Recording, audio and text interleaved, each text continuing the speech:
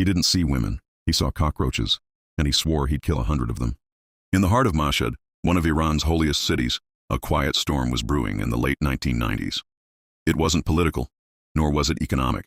It was something far darker, something that would grip the country with fear, controversy, and a moral crisis that would expose the most disturbing dualities of society. This storm had a name: Saeed Hanaei. Born in 1962 in Mashhad, Saeed Hanaei came from a family so impoverished they existed far below the poverty line. His mother, a seamstress, raised him and his 6 siblings alone after their father died. To help his family survive, Saeed took on grueling jobs, including one particularly morbid task during the Iran-Iraq War. He drove corpses from the front lines back to Tehran. That experience, some believe, marked the beginning of his mental and emotional unraveling. After the war, he returned to Mashhad, married a conservative woman named Fatemeh, and had 3 children. He took on a humble job as a construction worker. By all accounts, he led a modest, uneventful life. But something sinister had already begun festering inside him: a resentment, a rage, and a fractured view of morality. That fracture widened one night when his wife, Fatemeh, came home visibly shaken, her clothes torn, her face bruised. She told Saeed that a taxi driver had attempted to rape her after luring her into an isolated area. Her story enraged him. He took her to the local taxi stand to try to identify the man, but it was too late. The driver was long gone. Still livid, Saeed marched to the police station to file a report.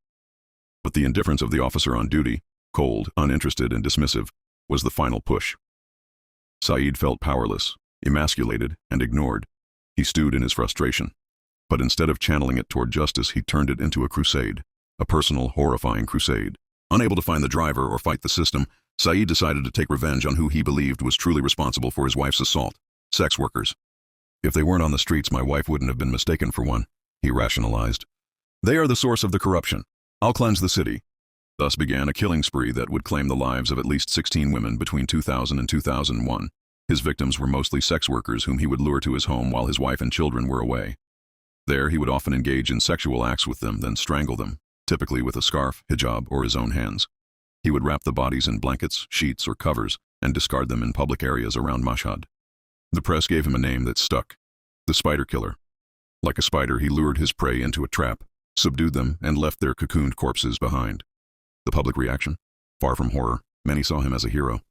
The media, religious figures, and conservative segments of society praised Saeed for purifying the streets of moral filth. Headlines described his victims not as human beings, but as parasites. They called him a vigilante, a man of virtue. Crowds gathered to support him when his name became public. Even his wife defended him, stating that women who entered men's homes deserved what they got. But the truth was uglier than any fiction. Saeed wasn't a righteous crusader. He was a rapist, thief, and killer. Autopsy reports confirmed that many of the victims had been sexually assaulted before their deaths. He stole their gold, their money. He hunted them for sport, masking his perversion as piety. His reign ended not because the police cracked the case, but because one woman escaped. Her name was Masuma. She was a drug seller who also worked the streets. One night, Saeed approached her on a motorbike and offered to take her to his home. She hesitated. News of a killer targeting women like her was everywhere. But he seemed harmless, polite. She accepted. When they arrived, he asked her to cover her face with her scarf so the neighbors wouldn't gossip. She obliged, but once inside, the nightmare began. He lunged at her from behind, tightening a scarf around her neck.